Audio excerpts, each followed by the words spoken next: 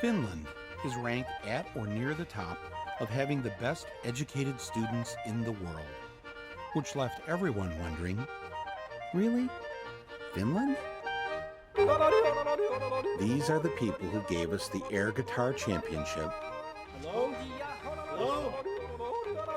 and the sports of cell phone throwing and wife carrying. These are the geniuses that cracked the code to good education. I mean, how is it that the kids in Finland are ahead of the rest of the world? So here's what happened.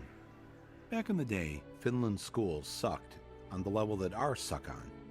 When they tested the world's kids, both Finland and us were usually about the same, somewhere down the list of nations. But Finland didn't like that. So they tried some new ideas, and in no time, Finland shot to the top of the world. Their students were number one. How did they do that?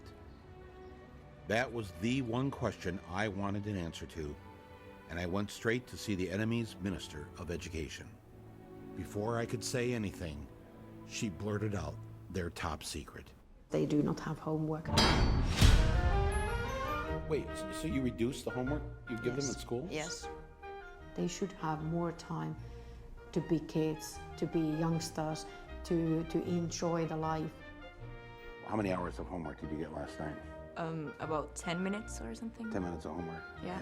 Maybe 15 minutes or 20 minutes. 20 minutes, but not so 20 much. minutes? Yeah. Well, if I would have done the homework, I think it would be like 10 minutes tops. Usually I don't really do homework that much. The whole term homework is kind of obsolete, I think. In that way that... Your homework is obsolete? Yeah. In that way that these kids, they have a lot other things to do after school. Like what? Like being together, like being with a family, like doing sports, like playing music, like reading. So they have no homework. What if all they want to do is climb a tree? They could climb a tree, yeah. They can climb a tree, then they learn how to climb a tree.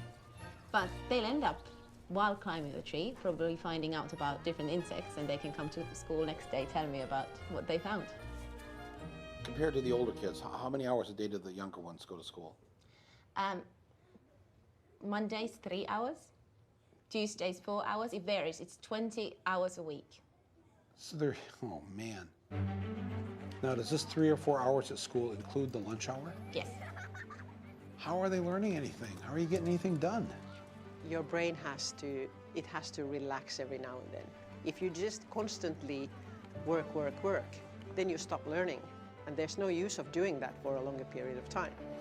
Finland students have the shortest school days and the shortest school years in the entire Western world. They do better by going to school less. How many languages do you speak? English, yeah. Swedish, Spanish. Finnish and Swedish. Finnish, English and German. French, German. Finnish and English. English, Swedish and French and Spanish. So you were an exchange student in the U.S.? Yeah. When you got back here in school, what did you notice that you felt relieved about? No more multiple choice exams. No multiple choice exams here? Or very few of them, if any. Really? All of my exams in the U.S. How do you answer the question right if it isn't listed as one of the 4 choices? You write your answer. You have to know it, actually. Yeah. You actually have to know it. Yeah. If there was one thing I heard over and over again from the Finns, it was that America should stop teaching to a standardized test. Get rid of those standardized tests. National testing. The standardized tests. Standardized testings. What you are teaching your students is to do well on those tests, and you're not really teaching them anything. No, we are teaching them. We're teaching them how to flunk a test, and then a bunch of schools fail the test, and those schools are turned into charter schools, and then somebody makes a lot of money. But school is about finding your happiness, finding finding a way to learn what makes you happy. They figure now about 1/3 of the school time the students are in school is spent preparing for the standardized test. And so they've eliminated a lot of things that aren't on the test.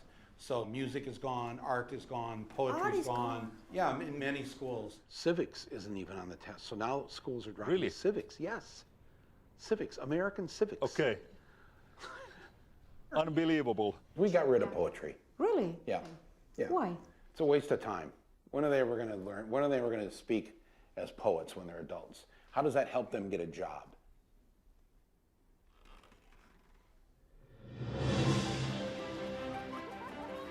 We try to teach them everything that they need so that they could actually use their brain as well as they can, including PE, including arts, including music, anything that can actually make brain work better. The children need to be baking, they should be singing, they should be doing art and going on nature walks and doing all these things because there's this very short time that they're allowed to be children.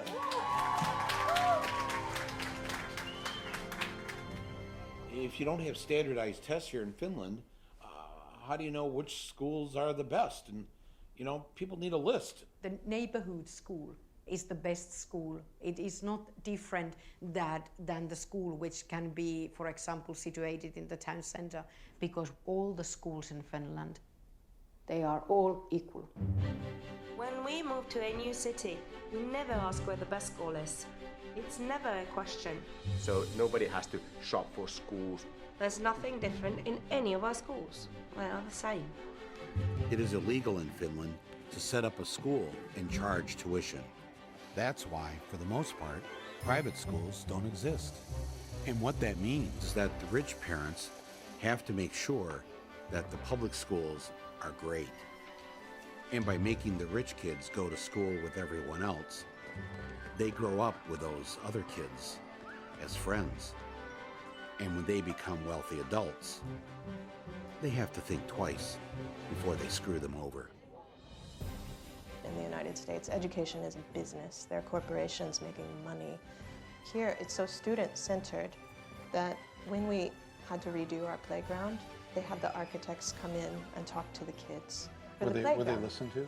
Yes, yes. There are things on our playground that the students really wanted. Being in school here is more independent. We're treated more like adults than in the United States. Yeah. I mean, we don't need a hall pass to go to the bathroom during class. Yeah. We'll see students commuting on the subway, even as young as 7 and 8, going on their own to school. When I started doing teacher training practice back in the US, I was in these certain neighborhoods teaching these kids and telling them, you can be anything you want to be when you grow up. This is kind of a lie. And when I came to Finland, a lot of my teaching is based on what the kids want and what they see for their future. So it doesn't feel so false to say you can really be whatever you want to be when you grow up, because they're making it happen already. They already have such power.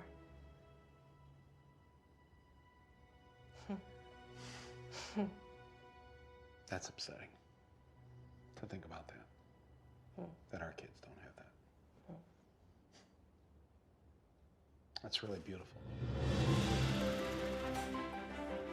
It's not that we have figured out something that nobody else has done in education. That's wrong. Many of these things that have made Finland perform well in education are initially American ideas. We try to teach them to think for themselves and to be critical to what they're learning. We try to teach them to be happy person, to be respect others and respect yourself. You're concerned with their happiness. Oh yeah. What the hell do you teach? I teach math. So the math teacher says the first thing out of your mouth of what you wanted these students to get out of school was to be happy, to have a happy life. Yeah. And you're the math teacher. Yeah. When do they have their time to play and socialize with their friends and grow as human beings? Because there's so much more life around than just school. You want them to play? I want children to play. And that was the principle.